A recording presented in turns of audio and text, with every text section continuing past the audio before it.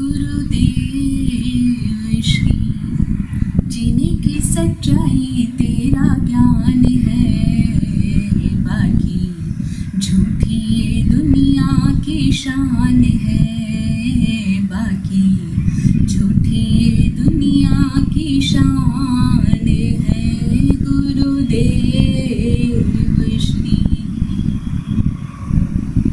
अरहंत सिद्ध वितराग प्रभु निर्ग्रंथ सद्गुरुदेव आगम वाणी को भावपूर्वक वंदन नमन। सभी भव्यात्माओं की भव्यता को प्रणाम।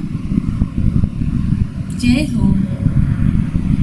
हम सब लोगों के भीतर तरह तरह के मनोभाव होते हैं। विचित्र विचित्र तरह के मनोभाव रहते हैं हम इंसानों के भीतर। कुछ इंसानों के भीतर अपने आप को दिखाने का बहुत ज्यादा भाव रहता है। उन लोगों का मनोभाव ऐसा रहता है कि मैं जहाँ भी जाऊँ वहाँ लोग मुझे जाने, मुझे पहचाने, मेरा नाम हो, मेरा यश हो, मेरी प्रसिद्धि हो, मेरी प्रतिष्ठा हो। तो कुछ लोगों के भीतर ठीक इसके विपरीत मनोभाव रहता है। वे लोग चाहते हैं कि मैं क्यों जाना जाता हूँ, मेरा नाम ही क्यों है, क्यों ना अच्छा हो कि मैं गुमनाम से जिंदगी जीऊं। मैं जहाँ भी जाऊं वहाँ लोग मुझे जाने ना, पहचाने ना, कोई मुझे नोटिस करने वाला ना हो। कुछ लोग सोचते हैं कि मेरा वजूद ही क्या है, मेरा अस्तित्व ही क्या है, अभी मैंने ऐसा क्या अचीव कर लिया, ऐसा क्या हासिल कर लिया जो लोग मुझे जाने। इस तरह से भी मनोभाव कईयों के भीतर रहते हैं। ये इतने तरह तरह के विचित्र विचित्र मनोभाव हम इंसानों के भीतर रहते हैं। और फिर कई बार तो बिल्कुल विपरीत तरह के मनोभाव भी एक ही इंसान के भीतर मौजूद रहते हैं। जैसे कभी तो इंसान को लगता है कि मैं सब लोगों के बीच में जाऊं, सबसे मिलूं, हंसूं, सबके बीच में उठूं बैठूं, सबके साथ मनोरंजन करूं, सब लोग मुझे जाने, सब लोग मुझे पहचाने। और कभी उसी इंसान का मन ये भाव करता है कि मुझे सबसे अलग हटके ज़िंदगी जीनी है, मैं किसी के भी सामने नहीं आना चाहता हूँ, मैं बिल्कुल अंधेरों में जीना चाहता हूँ, बिल्कुल एक गुमनाम से ज़िंदगी होनी चाहिए। इस तरह के ये जो बिल्कुल अलग अलग तरह के, बिल्कुल विपरीत तरह के दिखाई देने वाले जो मनोभाव हैं, ये हम ही इंसानों के भीतर है। और कई बार तो एक हमारे ही भीतर कभी ऐसा मनोभाव कि सब लोगों के बीच जाऊं, सब मुझे जाने, सब पहचाने, लोगों में मेरा नाम हो। और कभी हमारा ये भाव कि कोई मुझे नहीं जानना चाहिए, मेरा कोई अस्तित्व नहीं है, मेरा कोई वजूद नहीं है, मैं गुमनाम से जिंदगी जीना चाहता हूँ, मैं अंधेरों में ही रहूँ तो ठीक है, कोई मुझसे बात भी ना करे, मेरा अस्तित्व ही आखिर क्या है। ये इस तरह के जितने भी तरह तरह के मनोभाव हैं, असल में ये सारे ही हमारे मनोभाव हमारे मन की बीमारियां हैं, हमारे मन के विकार हैं ये। और साइकोलॉजी इसे कहती है ये हमारी मनोग्रंथियां हैं, ये हमारे कॉम्प्लेक्स हैं। ये जो इस तरह का भाव है जिसमें व्यक्ति अपने आप को दिखाना चाहता है, अपने आप को प्रदर्शित करना चाहता है, वो जहाँ भी जाता है किसी न किसी माध्यम से, किसी न किसी तरीके से, अपनी बात से, अपने तरीके से, अपनी बॉडी लैंग्वेज से, अपने स्टाइल से लोगों को दिखाने का प्रयास करता है। शो ऑफ करने का जो भाव रहता है कि मैं भी कुछ हूँ, ये देखो मैं इस तरह से हूँ, मेरा ये स्टाइल है। ये बातों ही बातों में अपने आप की श्रेष्ठता को जो जताने का प्रयास करता है, अपने आप को दिखलाना चाहता है, अपने आप को बताना चाहता है, अपना नाम चाहता है, अपनी पहचान चाहता है। ये जो मन की बीमारी है, ये जो ग्रंथि है, इसको कहते हैं उच्चता की ग्रंथि, सुपीरियोरिटी कॉम्प्लेक्स, जो कि हम सब के भीतर है। और इसके विपरीत वाला जो दूसरा भाव है जिसमें व्यक्ति कहता है कि मेरा अस्तित्व ही क्या है, मैं हूँ ही क्यों, आखिर कोई मुझे जानता है तो नहीं है।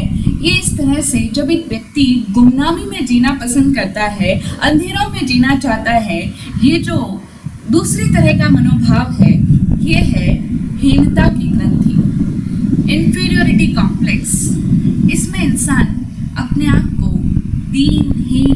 असहाय मानने लग जाता है। और उच्चता की ग्रंथि में इंसान को लगता है जो है बस मैं ही हूँ, जो कुछ भी हूँ मैं ही श्रेष्ठ हूँ। और इस तरह से वो अपनी हर बात में अपनी श्रेष्ठता जाहिर करता रहता है, दिखाने का प्रयास करता रहता है, जतलाता रहता है। वो कहता है कि आई एम समथिंग। अगर मैं 4 लोगों के बीच में जाऊं, किसी सभा में जाऊं, किसी सोसाइटी में जाऊं, कोई शादी विवाह समारोह में जाऊं, अथवा महाराज साहब के प्रवचन में ही क्यों ना जाऊं, अगर लोग मुझे जाने ना, अगर कोई लोग मुझे नोटिस ना करे, तो फिर वहां जाने का ही क्या सेंस, फिर वहां जाने का ही क्या फायदा। ये इस तरह से ये जो मनोभाव हमारा काम करता है, ये है सुपीरियोरिटी कॉम्प्लेक्स, जो कहता है कि मैं हूँ, आई एम समथिंग। स्पेशलिटी का जो भाव रहता है, अपनी श्रेष्ठता का, अपनी कुछ उच्चता का जो भाव है, और इसके विपरीत वाला जो भाव है जो कहता है कि मैं तो कुछ भी नहीं हूँ, मैं अभी कर ही क्या पाया, मैंने अभी तक कुछ हासिल भी तो नहीं किया जीवन में आकर के, कुछ भी तो नहीं कर पाया, मेरा होना ना होना एक बराबर है, मैं आखिर पैदा ही क्यों हुआ, क्यों मुझे मेरे मम्मी पापा ने जन्म दे दिया, I am good for nothing. ये इस तरह का भाव, ये इंफीरियोरिटी कॉम्प्लेक्स है। और आचरण सूत्र में समर्थ प्रभु महावीर ने साधकों को इन दोनों ही तरह की ग्रंथियों से दूर रहने का निर्देश देते हुए कहा है कि नो हीड़े नो ऐरत्ते।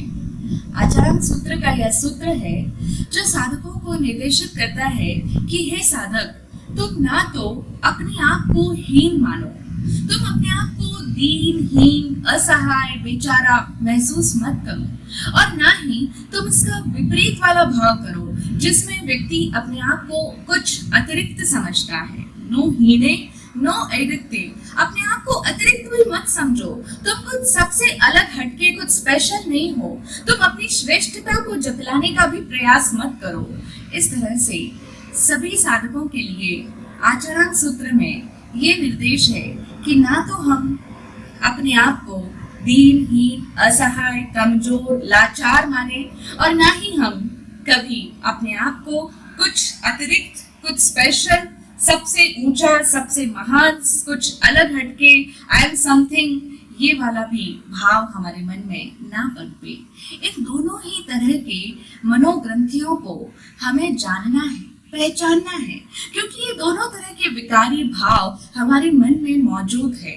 हमें इनको जानना है, पहचानना है, समझना है, लेकिन इन दोनों ही तरह की ग्रंथियों से पीड़ित नहीं होना है, क्योंकि ये ग्रंथियां हम सबके ऊपर अटैक करती है, यानी हम सबके भीतर मौजूद रहती है और समय समय पर अपना प्रभाव दिखाती रहती है। हमारे मन रूपी कंप्यूटर की स्क्रीन पर बारी बारी से ये आकर के अपना प्रभाव दिखाती है। जैसे हमने अभी बात करी ही थी कि कभी तो हमारा मन ऐसा चाहता है और कभी हमारा मन बिल्कुल गुमनामी चाहता है। तो इस तरह से जब जिस समय जो फाइल स्क्रीन पर आती है वो ही अपना प्रभाव दिखाती है। तो एक साधक जो कि अपने आप को जानने की यात्रा पर चलने के लिए संकल्पित हुआ है, जो आत्म साक्षात्कार के मार्ग पर आगे कदम बढ़ा रहा है, वह साधक अपने भीतर निरीक्षण करे, अपने आप का अवलोकन करे, क्योंकि उसे अपने आप को जानना है। और जब हम अपने आप को जानना प्रारंभ करेंगे तो हमें हमारे ऐसे तरह तरह के मनोभावों से साक्षात होगा, हमारे सामने ऐसे हमारे तरह तरह की ये मन की बीमारियां आएगी, क्योंकि अपने आप के करीब पहुंचने से पहले, अपनी आत्मा को जानने से पहले हमें अपने इस मन रूपी विकट वन को भी पार करना होगा, अपने इस मन को भी जानना होगा, पहचानना होगा, और हमारे मन की ये जितनी भी तरह की बीमारियां हैं, इन सभी बीमारियों को जानना, समझना और उनका निदान करके उनसे निजात पाना ही होगा। तभी हम अपने आप को सही अर्थों में सम्यक्त्व रूप से जान पाएंगे, सम्यक दर्शन हो पाएगा हमारा। अन्यथा अभी तक तो हम अपने आप को इन्हीं तरह के विकारी भावों के चश्मे से रंगा हुआ ही देखते हैं। कभी हम जब हमारे स्क्रीन के ऊपर, जब हमारे मन की कंप्यूटर की स्क्रीन के ऊपर सुपीरियोरिटी कॉम्प्लेक्स छाया रहता है, तब हमें ऐसा लगता है जैसे मैं तो सातवें आसमान पर हूँ, मेरे से बढ़कर तो कोई दूसरा है ही नहीं, मैंने इतना सब कुछ हासिल कर लिया है, मैं जहाँ भी जाता हूँ सफल होकर के आता हूँ। ये सुपीरियरिटी कॉम्प्लेक्स का पर्दा हमारी आंखों पर छाया रहता है। और जिस इंसान के मन में ये उच्चता के भाव रहते हैं, उसी इंसान के भीतर कभी न कभी जीवन में हीनता के भाव भी आते ही आते हैं। यानी ये उच्चता की ग्रंथि और हीनता की ग्रंथि ऐसे तो दिखने में बिल्कुल एक दूसरे से विपरीत है, लेकिन असल में ये दोनों ही एक दूसरे की कॉम्प्लीमेंट्री हैं, दोनों ही एक दूसरे की परिपूरक है।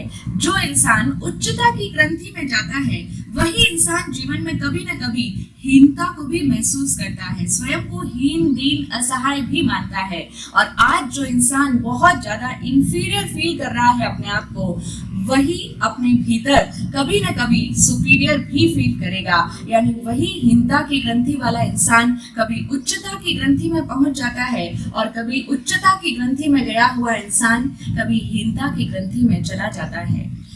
लेकिन एक सम्यक्त्व का साधक जो धर्म के मार्ग पर प्रवेश कर रहा है, जो सच्चे अर्थों में, सही मायने में धार्मिक होना चाहता है, अपनी आपके आध्यात्मिक स्वास्थ्य को पाना चाहता है, वह अपने मन की इन बीमारियों को जाने और इनका ठीक तरीके से निदान करे, और तभी इनका निराकरण संभव हो पाएगा। क्योंकि जब तक हम अपने मन की इन बीमारियों को जानेंगे ही नहीं, इन्हें ही अपना असली रूप मान बैठेंगे, जब ये हमारे ऊपर छाएगी तो हम भी वैसा ही अपने आप को मानने लग जाएंगे, तब तक हम अपने आप को निष्पक्ष होकर के नहीं देख पाएंगे। यानी तब तक हमारा दर्शन सम्यक नहीं हो पाएगा, और सम्यक दर्शन के बिना धर्म का प्रारंभ नहीं हो सकता। इसीलिए हमें अपनी आंखों पर छाए इन पर्दों को हटा करके देखना होगा, हमें निष्पक्ष होकर के अपने आप को देखना सीखना है। और तब सम्मतम की प्रार्थना करता हुआ साधक ये भाव करता है कि हे सद्गुरुदेव, इस देह से स्वयं को अच्छा प्रमाणित करने का प्रयास कदापि ना हो, क्योंकि आज दिन तक मैं हमेशा ही अपने आप को अच्छा बताने का प्रयास करता आया हूँ, और जब कभी कुछ अच्छा, अपनी महानता, अपनी अच्छाई, अपनी श्रेष्ठता साबित नहीं कर पाता, तो फिर मैं बहुत निराशा की गहराई में डूब जाता हूँ, अवसाद की गहरी खाइयों में डुबकियां मारने लग जाता हूँ। तो ये दोनों ही आखिर एक ही सिक्के के दो पहलू हैं। लेकिन अब साधक ये प्रार्थना कर रहा है कि मेरे द्वारा कोई भी ऐसी क्रिया ना हो जिससे कि मैं अपने आप की श्रेष्ठता साबित करता रहूं, जिससे कि यह देह अपने आप को अच्छा साबित करने का प्रयास करे। मेरे द्वारा कभी कोई ऐसा वचन उच्चारित ना हो कि जिससे मैं अपने आप को सही प्रूव करूं, जिससे मैं कहूं कि जो मैं कहता हूं बस वही सही है, अथवा मेरे मन में भी कोई ऐसा विचार ना रहे कि जो मेरे ख्याल है, जो मेरे विचारना है, जो मेरी मान्यता है, जो मेरी धारणा है, जो मेरे प्रिंसिपल्स है, जो मेरे सिद्धांत है, बस वही सही है। क्योंकि जब हम अपनी सोच को, अपने वचनों को, अपने कायाकलापों को सही मानते हैं, तब दूसरों के क्रियाकलाप, दूसरों की सोच, दूसरों के विचार, दूसरों का आचार गलत है, ये बात उसके अंदर अपने आप ही छिपी रहती है, अंतर्निहित ही रहती है। क्योंकि ये दोनों ही ऐसी पोलरिटीज हैं जो एक के भीतर दूसरी समाहित ही रहती है। तो इसीलिए साधक कहता है कि हे सद्गुरुदेव, आपकी कृपा से अब मेरे भीतर से ऐसा कोई भी भाव ना रहे कि जिससे मैं अपनी श्रेष्ठता को बताने का प्रयास करता रहूं, और ना सिर्फ अपने आप का प्रदर्शन करूं, बल्कि मैं साबित भी करने लग जाऊं, प्रूव भी करने लग जाऊं। ऐसे मेरे क्रियाकलाप से, मेरे वचन विचार से, अथवा मेरे सोच विचार से भी ऐसा कोई भी कृत्य ना हो। अभी हम देखें, हमारी स्थिति तो अभी ऐसी है कि हम सभी लोग हमेशा ही जहां भी जाते हैं अपने आप को ही सही बताते रहते हैं, और हमारे ख्यालों में, हमारे विचारों में क्या चलता है, मैं ही सही हूँ। लोग बोलते हैं ना, आई एम ऑलवेज राइट, मैं जो कहता हूँ वो हमेशा सही ही कहता हूँ, मैं तो हमेशा सही ही हूँ, क्योंकि आखिर मैं बेटा किसका हूँ। इस तरह के जितने भी हमारे वाक्यांश निकलते हैं, जितना भी हम इस तरह के वाक्य बोलते हैं, ये सब ये बतलाते हैं कि अभी तक तो हम हमेशा ही अपने आप को सही मान रहे हैं और इसी के साथ साथ दूसरों को गलत मानते आ रहे हैं। ऐसा ही एक वाकया हुआ। एक बहुत ही प्रसिद्ध व्यक्ति था। प्रसिद्ध इसलिए क्योंकि वो बड़ा ही गजब का आदमी था और उसकी प्रसिद्धि दूर दूर तक व्याप्त हो गई थी। इस तरीके से उसकी प्रसिद्धि व्याप्त थी कि यह व्यक्ति जहां भी जाता है हमेशा दूसरों की बात को काट देता है, उनकी बातों को सिरे से नकार देता है, दूसरे के विचारों को सीधा सीधा खंडित कर देता है और अपनी बात को, अपने विचार को, अपने पक्ष को बिल्कुल सही तरीके से स्थापित कर देता है। अपनी बात को स्थापित करना इसे बहुत अच्छे तरीके से आता है। कोई ना कोई तरीके से, किसी न किसी तर्क से, किसी न किसी लॉजिक से अपने आप को सत्य, अपने आप को सही प्रमाणित कर ही देता है, प्रूव कर देता है। तो अब ये इतनी बड़ी बात है, तो उसकी बड़ी ख्याति थी, चारों तरफ उसकी इसी के नाम से ख्याति थी कि ये व्यक्ति दूसरों को सीधा मुंह पर उनकी बात को काट देता है, उनको सिरे से इनकार कर देता है और अपने आप को किसी न किसी तरीके से इसको साबित करना आता है। हम सब की भी तो यही तो मनोव्यथा होती है। कई बार हम लोग बोलते भी हैं कि मैं सही हूँ, लेकिन मैं ये बता नहीं पा रहा हूँ, मैं उन लोगों को ये समझा नहीं पा रहा हूँ कि मैं सही हूँ। देखो मेरी सोच सही है, मैं इस तरीके से ये प्लानिंग लेकर आ रहा हूँ, मैं इस तरीके से इसको एग्जीक्यूट करना चाहता हूँ, लेकिन मैं प्रूव कैसे करूँ। हमारी यही प्रॉब्लम रहती है कि हम अपने आप को सही प्रूव नहीं कर पाते।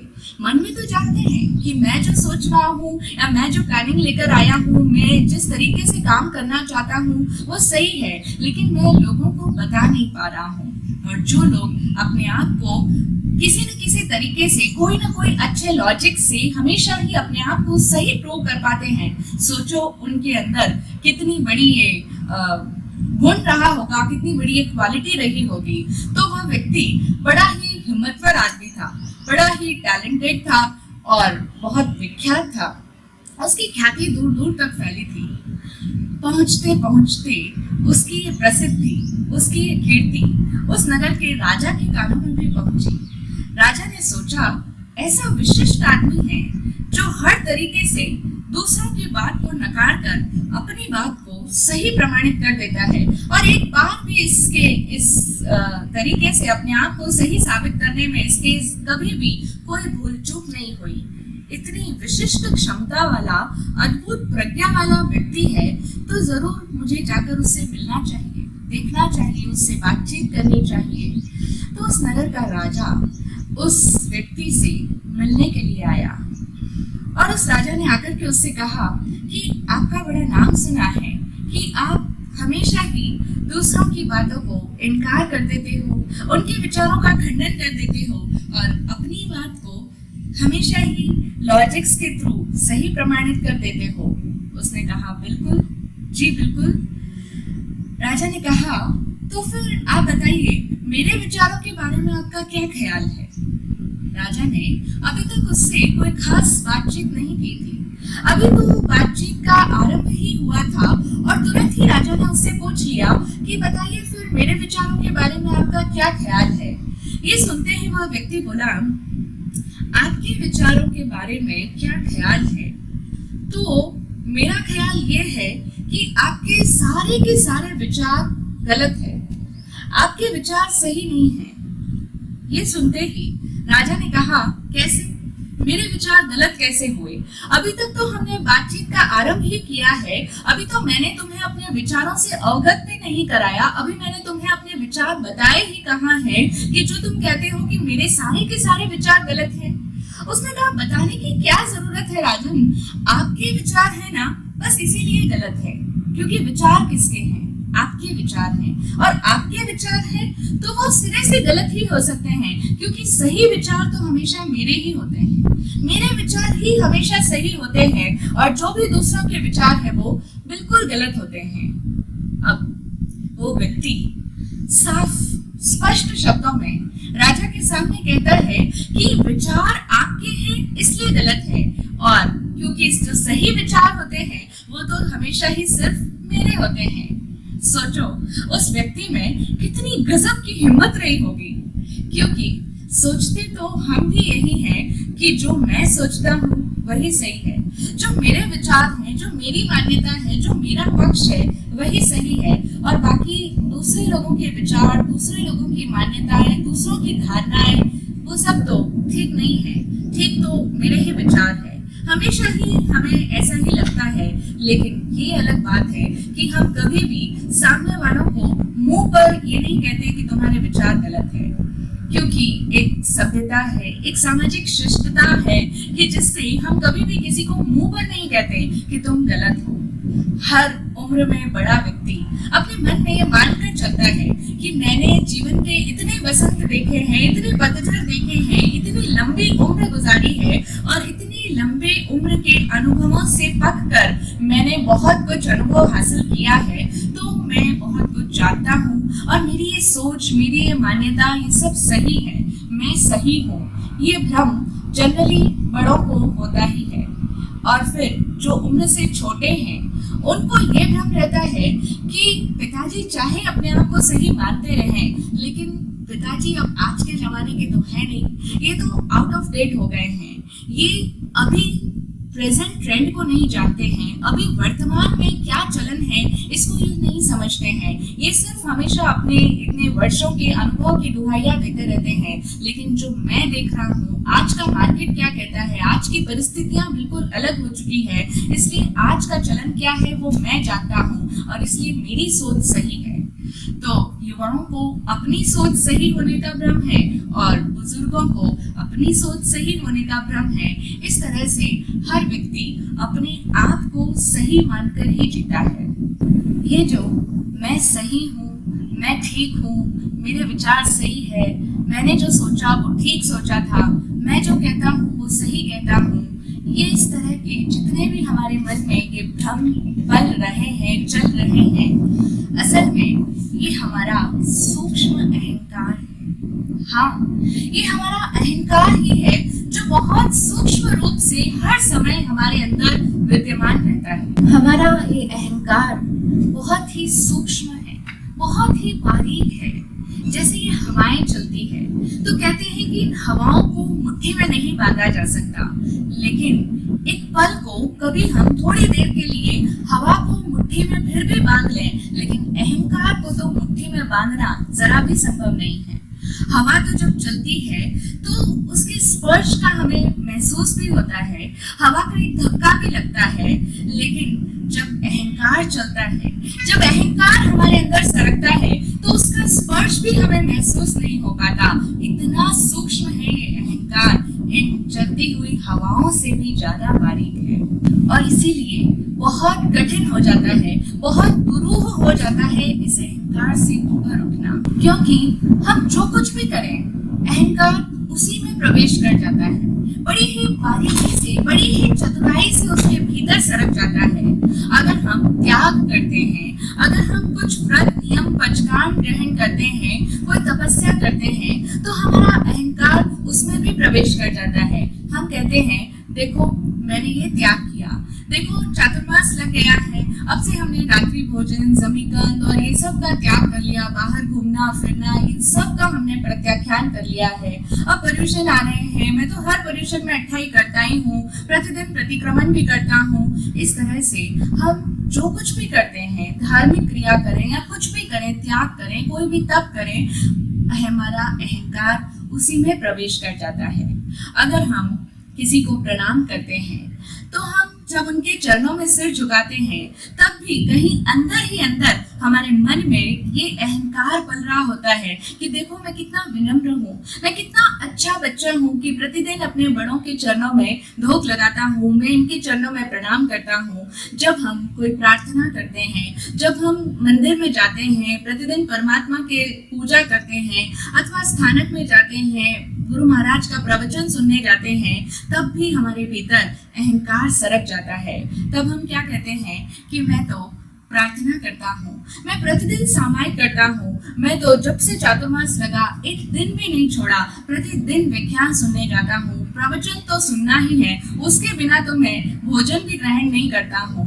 ये इस तरह से हमारा अहंकार हमारी प्रत्येक क्रिया के पीछे खड़ा रहता है, मौजूद रहता है। इसीलिए ये अहंकार इतना सूक्ष्म है, इतना बारीक है कि ये अपने आप को किसी भी तरीके से, किसी भी माध्यम से अपने आप को श्रेष्ठ साबित करने का कोई भी मौका नहीं गंवाता। हर जगह पर मौजूद हो जाता है, हर जगह पर खड़ा हो जाता है।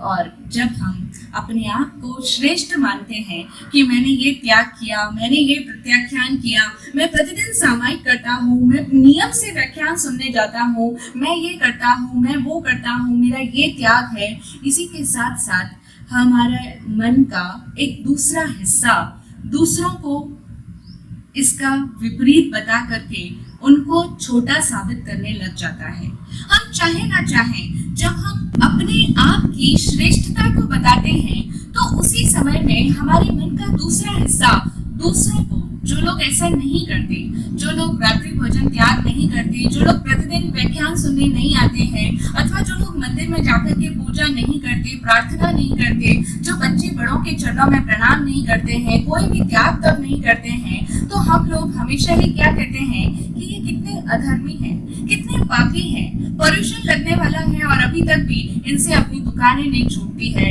इनसे अपनी फैक्ट्रियां नहीं छूटती है। कम से कम 4 महीने तो इनको धर्म ध्यान में देना ही चाहिए, कम से कम इस समय तो इनको कुछ त्याग, व्रत, नियम, संकल्प, प्रत्याख्यान करना ही चाहिए। इस तरीके से हम अपने आप को धर्म के नाम से भी श्रेष्ठ बतलाते हैं और इसी के साथ साथ दूसरों को अधर्मी, दूसरों को पापी घोषित कर देते हैं, चाहे हम स्पष्ट शब्दों में कहें अथवा न कहें। कई बार तो लोग कह देते हैं कि वे लोग देखो कितने पापी हैं, पता नहीं उनकी क्या गति होगी, कैसे वो लोग जीवों की हिंसा करते हैं, उनके मन में जरा भी दया का भाव नहीं आता, क्या उनके कोई दिल नहीं होता है? इतने हिंसक भाव उनके मन में आखिर आते कहाँ से हैं? तो क्या हमारे साथ वो लोग मर के नरक में जाएंगे?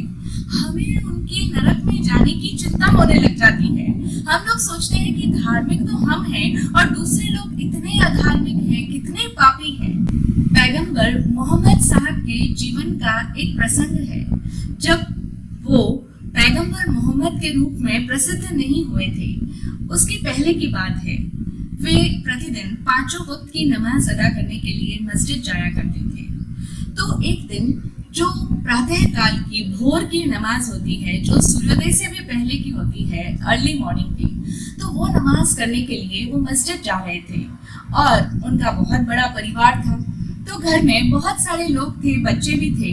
तो उन्होंने अपनी किसी भांजे को उठाया और अपने उस भांजे को भी वे उस सुबह की नमाज अदा करने के लिए साथ में लेकर चले गए।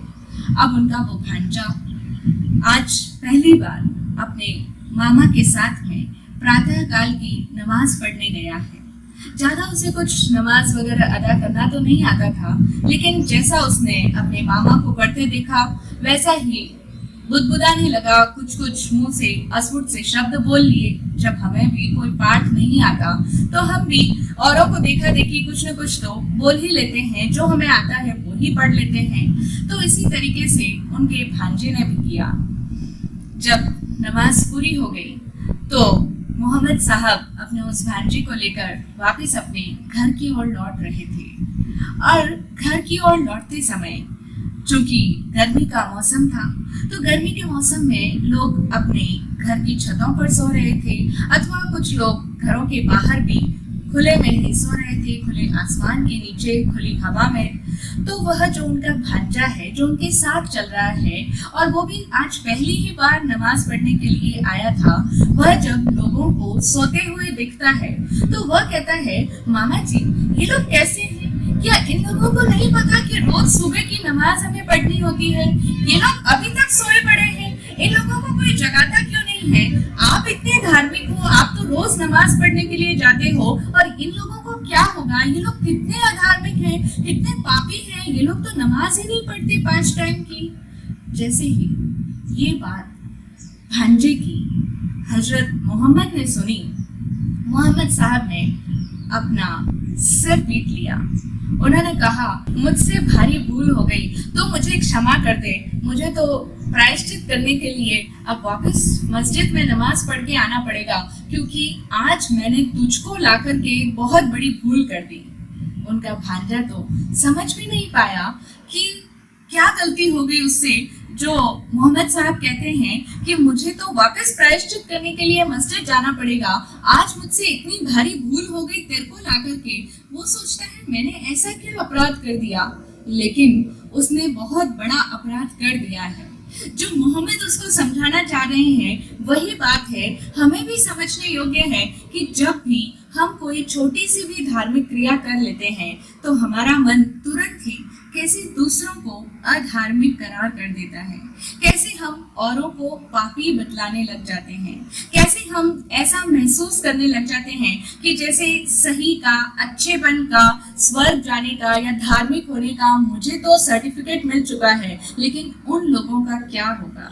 कई माताओं बहनों को चिंता रहती है कि हम लोग तो इतना धर्म करते हैं, लेकिन हमारे जो पति हैं वो लोग कुछ नहीं करते, हमारे बच्चे कुछ नहीं करते, आखिर उन बच्चों का क्या होगा, उन पति देव का क्या होगा, कैसे उनको सदगति मिलेगी, उनका जीवन भी सुधर जाए। वो रात दिन इसी चिंता में रहते हैं, गुरु महाराज से भी अपनी चिंता व्यक्त करते हैं। लेकिन ऐसी उन सभी माताओं बहनों को ये समझने की आवश्यकता है कि जब भी हम कोई भी त्याग करें, जब भी हम कोई धार्मिक क्रिया करें, तो हम अपने आप को श्रेष्ठ ना माने, क्योंकि ये हमारा अहंकार ही है जो सूक्ष्म रूप से हमारे इस त्याग तप में, हमारे इस धर्म क्रिया में भी सरक जाता है, वहां पर भी जाकर के पीछे खड़ा हो जाता है। जहां तक हम हैं वहां तक ही हमारा अहंकार हमारे भीतर कायम रहता है और हम इसी बहाने से अपने आप को श्रेष्ठ साबित कर रहे होते हैं। तो सम्यक्त्व का साधक अपने आप का ये निरीक्षण करें। हम सभी यदि चाहें तो अपने आप को देखें कि मैं अपने जीवन में किन किन तरीकों से, किन किन बहानों से अपने आप की श्रेष्ठता को साबित करने का प्रयास करता हूँ। कैसे मैं हर जगह पर अपने आप को उच्च मानता आ रहा हूँ कि मैं ठीक हूँ, मैं सही हूँ, मैं महान हूँ। ये इस तरह के जितने भी हमारे मन के भाव हैं, स्वयं को श्रेष्ठ प्रमाणित करने के, ये भाव अब से मेरे भीतर ना रहे। ऐसी जागृति, ऐसी सावधानी, ऐसी यत्ना, ऐसी टकोर इस मस्तिष्क में सतत जागृत रहे, सतत मेरे भीतर ये अवेयरनेस रहे कि इस देह से स्वयं को अच्छा प्रमाणित करने का प्रयास कदापि ना हो। इस तरह से जब हम बार बार प्रतिदिन अपने आप को टकोरते रहेंगे, अपने आप को इस सूत्र के माध्यम से ये याद दिलाते रहेंगे कि मुझे स्वयं को सही प्रमाणित नहीं करना है, और हम अपने आप का प्रतिक्रमण इस आधार पर करते रहेंगे कि कहीं मैं अपने आप को श्रेष्ठ तो नहीं मानने लग गया, कहीं मैं फिर से अपने आप के प्रति सपक्ष तो नहीं हो गया, बायस्ड तो नहीं हो गया, मेरी आंखों पर फिर से कहीं उच्चता की ग्रंथि का चश्मा तो नहीं चढ़ गया, अथवा कहीं मैं हीनता की ग्रंथि में तो नहीं डूब गया। इस तरह से एक साधक स्वयं का अवलोकन करता जाए और निरंतर अपने आप को निष्पक्ष बनाता चला जाए, तभी हमारे भीतर सम्यक दर्शन प्रकटेगा। और जब हमारे भीतर सम्यक दर्शन प्रकटेगा, उसी दिन हमारे भीतर आत्मानंद के द्वार उद्घाटित होने लगेंगे। अब हम सही मायने में बिना किसी रंगों के, बिना किसी पर्दे के, बिना किसी चश्मे के यथार्थ में अपने आप को देख पाएंगे, आत्म साक्षात्कार कर पाएंगे और उस आनंद को अनुभव कर पाएंगे। सद्गुरुदेव की कृपा से हम सभी आत्मानंद को अनुभव करें। ऐसा ही हो। जय हो, जय हो, जय